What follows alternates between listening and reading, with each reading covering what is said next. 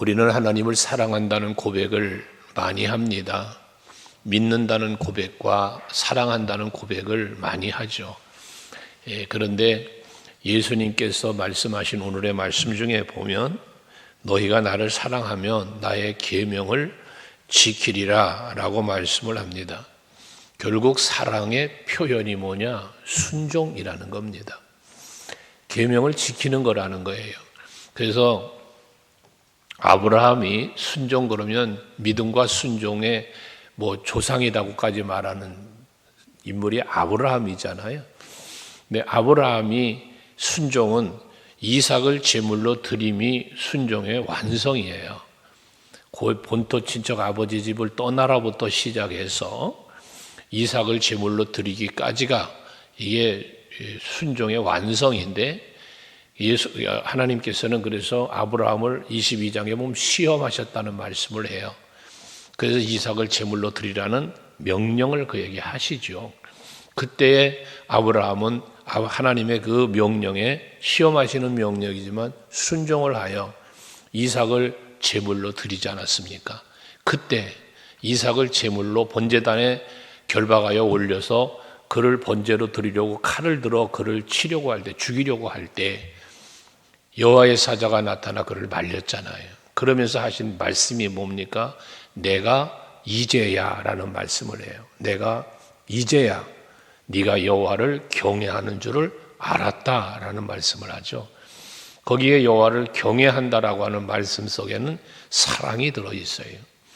그러니까 하나님을 두려워한다, 하나님을 높인다, 하나님을 사랑한다 등등의 의미가 있는 건데 결국 그 사랑으로 말을 바꾸어 말하면 네가 네 사랑하는 독자 이삭을 내가 번제로 드리라고 하니 아끼지 아니하고 번제로 드리는 것을 보니 정말로 네가 나를 사랑하는구나. 하나님은 그렇게 인정하셨다는 거거든요.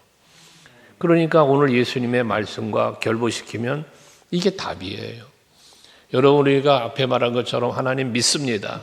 하나님 사랑합니다라는 고백을 입술의 고백을 수없이 우리의 마음속에도 그 생각을 있지만 진정한 그 믿음의 표현, 사랑의 표현은 순종, 행함이라는 거죠.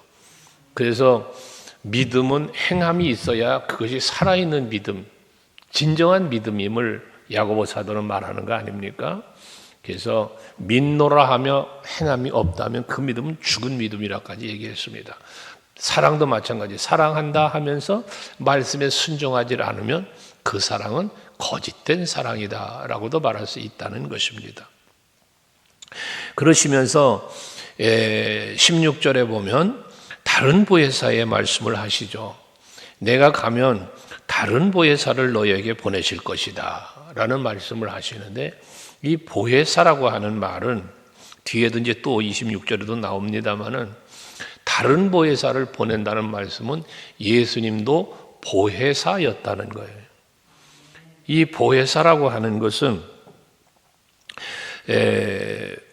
보호자예요, 보호자. 그래서 마치 법정으로 말하면 변론을 하는 이런 걸 말하는 거거든요. 물론 그 보혜사라는 단어의 유래를 보면 그런 거거든요. 이 죄수, 그러니까 죽임을 당해야 할 죄수를 놓아주는 조건으로 그 여왕이 그 장난을 친 거예요. 저기 죽일 건데 도저히 할 수 없는 일을 시키는 거예요. 그래서 그 일을 하면 살려주고 그 일을 못하면 죽이겠다는 거거든요. 근데 그 일이 뭐냐면 엄청난 쓰레기가 있는데 이것을 싹 치우면 내가 어디를 갔다 올 텐데 갔다 올 때까지 이걸 다 치우면 살려주고 다 못 치우면 죽이겠다는 거였거든요. 근데 그 쓰레기가 옆에 큰 냇물이 흐르고 있었는데 이 사람이 그 냇물로 이 쓰레기를 다 퍼서 써내려 가게 했다는 거예요. 그러니까 여왕의 생각은 그거를 그렇게 전체 치울 수 없을 것을 알고 시킨 건데 그 옆에 흘러가는 시냇물 때문에 이 쓰레기를 다 떠내려 보낼 수가 있어서 치울 수 있었다는 거예요. 거기서 나온 유래된 언어라고 어떤 분은 이야기를 했어요. 무엇을 얘기합니까? 이 사람의 힘이 아닌 흘러가는 시냇물에 의해서 버려진 치울 수 있었던 이런 걸 의미한다는 거거든요. 그러니까 우리가 보혜사 성령을 말하는데 성령이 우리에게 오셔서 하는 일은 뭐냐? 내가 도무지 완전히 할 수 없는 일을 할 수 있도록 도우신다는 그런 의미란 말이에요. 그러니까 여러분들이 신앙생활 하시면서 사실 그렇잖아요. 우리가 간혹 저도 말하지만 내 믿음의 의지가 있어요. 우리가 예수를 안 믿는 게 아니에요. 하나님 나라를 안 믿는 게 아니라고요. 믿어요. 믿는데 우리의 그 믿음이 온전하지 못한 연고로 믿음이 무너질 때 있고 약할 때도 있고 그런단 말이에요. 하니까 그러한 연약함을 우리는 아시니까 성령이 로마서 8장 26절이잖아요. 우리의 연약함을 아시니까 그분이 나를 위해서 뭐에 탄식하며 간구하신대요. 여러분을 위해서 이렇게 일하시는 분이시란 거죠. 이 보혜사라는 의미예요. 그래서 이 보혜사가 와서 뭐에 영원토록 너희와 함께 하시리니 라는 말씀을 합니다. 예수님은 지금 십자가를 지고 죽으신 후 부활하시고 하늘로 올라가시잖아요. 하지만 그 보혜사가 오셔서 성령님이 오셔서 여러분과 영원토록 함께 한다는 거예요. 그게 다른 의미에서 마태복음 28장 20절에 내가 세상 끝날까지 너희와 함께 있겠다라는 말씀의 속에는 이 보혜사 성령으로 오셔서 함께 하시겠다는 거거든요. 여호와 하나님 성부 하나님께서 성자 예수님의 몸을 입고 이 땅에 오신 거잖아요. 그런데 이제 그 성자 예수님이 육신의 장막을 그 십자가에 죽으시고 난 다음에 부활하시는 후에 승천을 하시면서 다른 보혜사 성령으로 다시 오셔서 우리와 함께 계시는 거죠. 근데 이 함께 하심은 영원하다. 영원히 함께 하심은 결과적으로 하나님 나라까지잖아요. 그래서 영원히 함께 하시는 하나님을 말씀하면서 17절에 보면 그는 진리의 영이다 라고 말씀을 하고 있습니다. 이 진리의 영이라는 말은 뭐예요? 거짓이 없다는 거잖아요. 그러니까 이 하나님의 영은 거짓이 없어요. 진실해요. 그렇기 때문에 언약하신 것은 성취하시는 것이고요. 여러분들을 돌보실 때 변함없이 돌보시는 거예요. 그러니까 이게 하나님의 영원한 사랑이잖아요. 끝없는 사랑이라고도 말했죠. 변함없는 오늘 변함없는 사랑을 말씀하고 있는 건데요.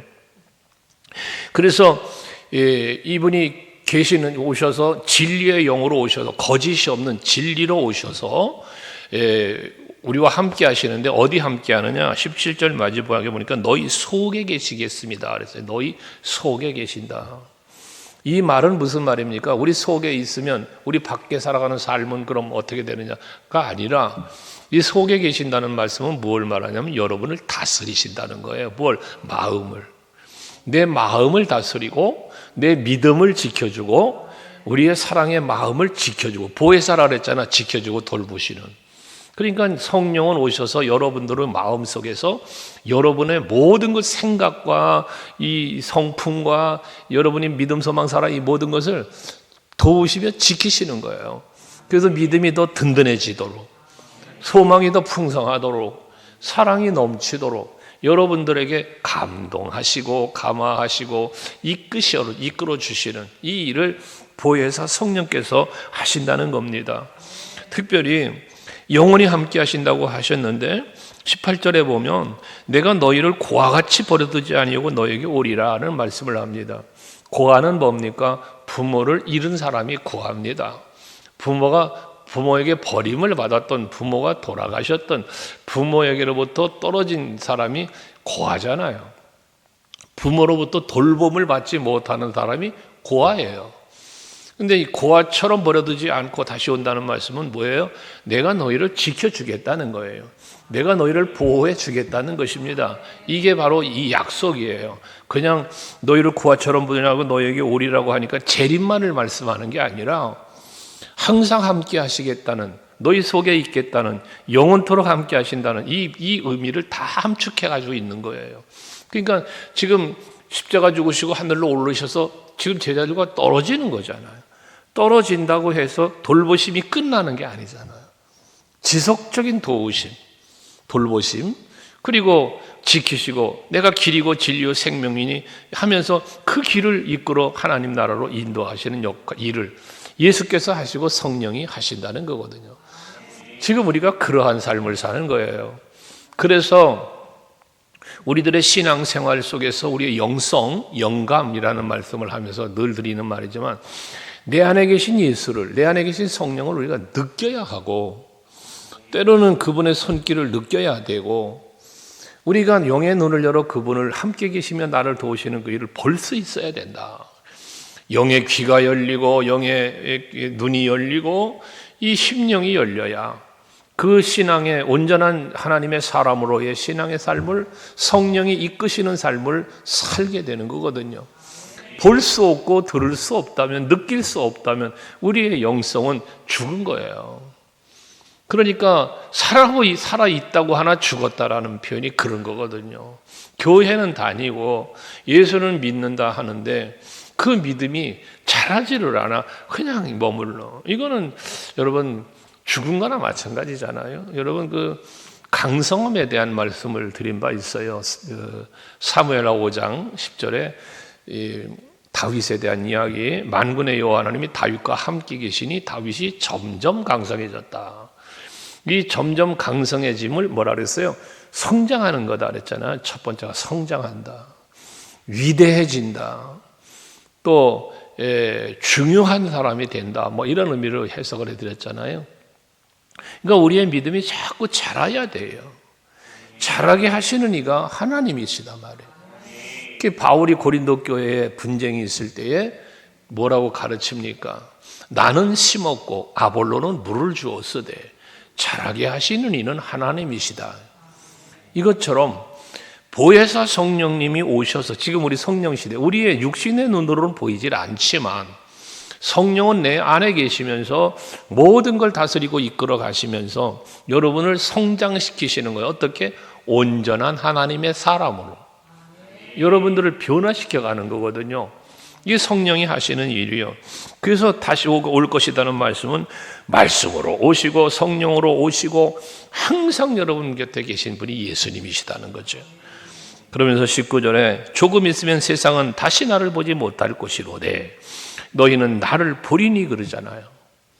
그러니까 세상 사람들은 예수님이 하늘로 올라가셨으니 못 보죠. 무덤에도 없어. 땅에 안 살지도 않아. 하늘로 갔어. 못 보죠.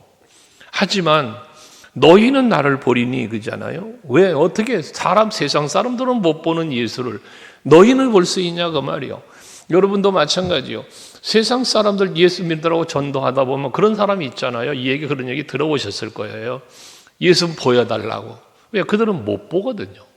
여러분은 보신단 말이에요. 예수님이 그 얘기하는 거잖아요. 이는 어떻게 그런 일이 벌어지느냐? 내가 살아있고 너희도 살아있겠습니다. 그래요. 그러니까 예수님을 볼 수 있는 사람은 누가 예수님을 볼 수 있느냐? 살아있는 믿음의 사람이 볼 수 있는 거예요. 믿음이 살아있지 못하면 예수가 안 보이는 거예요. 소망도 없는 거예요. 그러니까 원망과 불평이 나오고 두렵고 무섭고 근심하고 그러는 거예요. 여러분 정말로 살아있는 예수 그리스도 안에서 영생을 얻은 우리 성도는 살아있는 영성, 살아있는 믿음으로 예수를 볼 수 있어야 되는 거거든요. 오늘도 여러분 예수를 보실 수 있고 그 영의 눈을 열어 보니까 영적인 느낌과 감정과 모든 감각으로 승리의 삶을 사는 거예요. 그래서 예수님 덕분에 행복해지는 거고 예수님은 어떻게 하실까 생각을 할 수 있는 거고 그러는 거거든요. 우리의 신앙이 아름답게 성장해 가야 돼요. 여러분의 믿음이 아름답게 성장을 해야 돼요. 그 아름답게라는 건 온전하게라는 표현도 성경은 하죠. 결과적으로 뭐예요? 하나님이 보시기에 합당하고 하나님 보시기에 아름다운 거죠. 여러분 모두가 다 그래서 20절 그날에는 이라는 표현을 했는데 이 그날은 세상 사람들은 볼 수 없지만 내가 볼 수 있는 날이에요. 이게 그러니까 보혜사 성령이 오셔서 내 안에 계시면서 하나님을 알게 하고 예수를 알게 하고 느끼게 하고 이끌어 가시는 그 삶의 자리에 서는 날이거든요. 이 날은 궁극적으로 사도행전 2장에 마가다락방에 성령이 임한 날이에요. 여러분들에게 그 날이 있기를 바라는 거예요. 우리가 신앙생활을 수년 동안 하며 교회를 다녔는데도 성령 체험 한번 하지 못하고 예수 사랑 한번 경험해 보지 못한 신앙생활은 그날이 없던 사람들이에요. 예수에 대한 말은 많이 들었는데 보진 못해요. 얘기했잖아. 내가 너희에게 그렇게 오랫동안 함께 있었는데 나를 알지 못하냐? 믿지 못하냐? 그럼 내가 행하는 일이라도 보고 믿어라. 이거잖아요. 그럼 보았고 들었고 했는데 어째 믿질 못하느냐? 이게 제자들의 이야기가 아니라 우리들의 이야기가 된단 말이에요. 그러니까 우리가 그날이 되려 그날이 내게 있어야 된다는 거예요. 처음 사랑이 있어야 된다는 거예요. 우리 계시록에서 에베소 교회 처음 사랑을 어디서 잃어버렸나 생각하고 처음 사랑을 회복하라 하잖아요. 그러면 처음 사랑이 있어야 회복이 되죠. 처음 사랑이 없는데 그 사랑 자체가 없는데 그런 체험이 없고 감격이 내 안에 없는데 뭐 회복할 게 어디 있어요? 없는데. 그러니까 아는 것에서 멈추지 말라는 거예요. 분명히 믿음은 들음에서 난다고 그랬어요. 이 얘기가 뭐예요? 성경을 통하여 복음을 통하여 내가 들음으로 인하여 믿음이 생겨진다는 거거든요. 그런데 듣기는 들어요. 알기는 알아요. 그런데 믿음의 단계를 가지 못한다는 거예요. 이 믿음의 단계를 가려니까 강력한 믿음, 담대한 믿음으로 가려니까 그날이 있어야 되는데 이 날이 성령이 우리에게 임하신 날, 다른 보혜사가 내 안에 들어오시는 날이라는 것이죠. 그래야만 너희가 내가 아버지 안에, 너희가 내 안에, 내가 너희 안에 있는 것을 알게 될 것이다. 그잖아요. 앞에서 너희 속에 계신다고 한 거죠. 내 안에 지금 예수님이 계시다는 걸 내가 알아야지. 내가 나로 하여금 죄를 깨닫게 하시고 하나님이 기뻐하는 것이 무엇인지를 깨달아 알게 하시고 그러면서 뒤어지는 일들 오면 하나님이 지금도 내 안에 계시구나. 나에게 이런 생각을 갖게 하시는구나. 나로 하여금 이렇게 살아가게 하시는구나. 이건 늘 깨닫고 발견하는 거예요. 그래서 다윗은 내가 날마다 새 노래로 하나님을 찬양한다잖아. 새 노래로. 그 새 노래가 뭐예요? 어제 불렀던 노래, 어제 불렀던 감사가 아니라 또 더 새로운 것에 감사. 그게 새 노래예요. 그러니까 여러분들도 오늘도요. 여러분들에게 어제까지 감사할 일이 얼마나 많았어요. 여러분들에게. 지나온 날들에. 근데 오늘도 이제 새 날이야. 오늘도 새 날. 어제의 연장이 아니에요. 어제의 연장이 아니라 여러분 오늘 아침에 눈을 뜨는 그 순간이 여러분에게는 새 날이 주어진 거야. 오늘의 새 날이. 그러니까 이 새로운 이 날에 하나님 앞에 감사와 찬송과 영광을 돌릴 수 있는 오늘이 또 다른 하나의 그날이 될 수 있어야 돼요. 그러면서 다시 한번 반복하여 21절에 나의 계명을 지키는 자야 나를 사랑하는 자다라고 말하면서 그래야만 너도 나를 사랑하는 자는 내 아버지께도 사랑을 받을 것이다 라고 말씀하잖아요. 내가 말씀에 순종하고 하나님을 사랑하는 삶을 살 때 하나님도 나를 사랑해 주신다는 거죠. 잠언 8장 17절 말씀에 보면 나를 사랑하는 자가 나의 사랑을 입으며 나를 간절히 찾는 자가 나를 만날 것이다 라고 말씀하죠. 여러분 하나님을 진심으로 사랑해 보세요. 하나님이 여러분 물론 사랑하세요.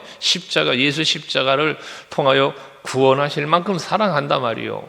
그런데 그 구원의 사랑도 있고 그 기본적인 아주 큰 사랑이고 뭐가 바꿀 수도 비교할 수도 없는, 근데 내가 삶을 계명에 순종하는, 말씀에 순종하는 이 사랑의 실천적 삶 속에 하나님의 사랑은 어떤 사랑?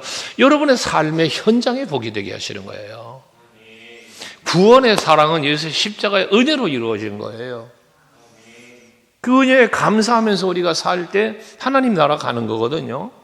근데 내가 말씀에 순종하는 육신의 몸으로 하나님의 말씀에 하나님의 뜻에 순종하며 계명에 순종하며 사는 내 삶을 지켜보신 하나님이 나를 사랑해 줄 때는 하나님이 여러분의 일을 해 주시는 거예요. 그게 응답이고 축복이고 능력인 거거든요. 오늘 하루에 여러분 속에 삶 속에 그런 하나님이 여러분을 사랑하기 때문에 이루어 주시는 놀라운 은총이 있기를 축원해요. 그러면서 가룟 유다 말고 다른 유다가 어째서 우리에게는 나타내고 세상에는 아니하려 하십니까? 왜 세상 사람들은 안 보여? 우리에게만 보여줍니까? 라는 질문하는 거잖아요. 그때 23절, 24절에서 사람이 나를 사랑하면 내 말을 지키리. 이게 얼마나 반복됩니까? 지금 14장에서. 내 순종한다는 거죠. 내 아버지께서 그를 사랑하실 것이요 우리가 그에게 가서 거처를 그와 함께 하리라. 이게 얼마나 복된 말씀입니까? 우리가 하나님을 사랑할 수 있는 기회를 주신 거예요. 다가 아니에요. 택함 받은 자에게만이에요. 너희는 살았기 때문이다라잖아요. 여러분 살려주셨잖아요. 예수 믿고 영생 거듭나셨잖아요. 여러분들에게만 주신 특권, 하나님의 사랑을 입을 것이고 우리가 그에게 가서 거처를 그와 함께 하리라. 이게 뭐예요? 하나님 나라, 하나님 보좌 앞에 이르게 된다는 거예요. 누가 하나님을 사랑하고 그 계명을 지켜 행하는 사람이 그렇다는 거예요. 그래서 24절 나를 사랑하지 아니하는 자는 내 말을 지키지 아니하나니 너희가 듣는 말은 내 말이 아니요 나를 보내신 아버지의 말씀이다. 그래서 여기 분명히 말했죠. 아버지의 계명을 지키는 사람이 하나님 사랑하는 자요, 하나님을 사랑하지 않는 사람은 계명을 지키지 않는 자라는 거예요. 그래서 마태복음에서 예수님께서 마지막 때 구별하신다 그랬잖아요. 구별, 오른편에 설 자와 왼편에 설 자, 양과 염소, 알곡과 가라지 등등, 이 구별에 대한 말씀을 마지막 때 하신 말씀이 있지 않습니까? 오늘 예배하시는 여러분 모두는 하나님 앞에 서는 삶을 사시고 하나님께서 기뻐하시며 베푸시는 그 사랑의 손길을 체험하시는, 오늘도 한날 그 은혜를 누리시는 복된 하루를 살아가는 여러분 되실 수 있길 주의 이름으로 축원합니다. 기도하겠습니다.